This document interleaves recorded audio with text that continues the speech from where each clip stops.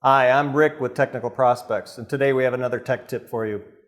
Today we're going to be discussing how to determine on an Ysio if you have a good encoder or not using position check.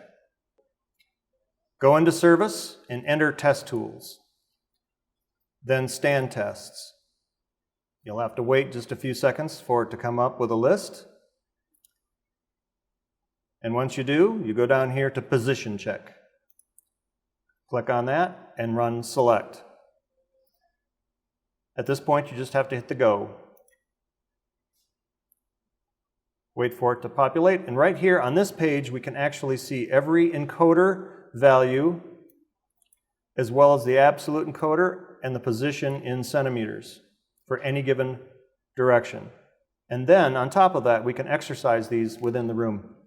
Once you've started your position check, come out here and look at the touch user interface on the tube stand, and you'll start seeing the active position movement.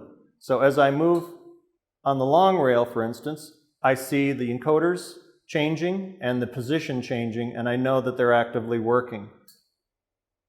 For questions on this or other topics, please call us or visit our website.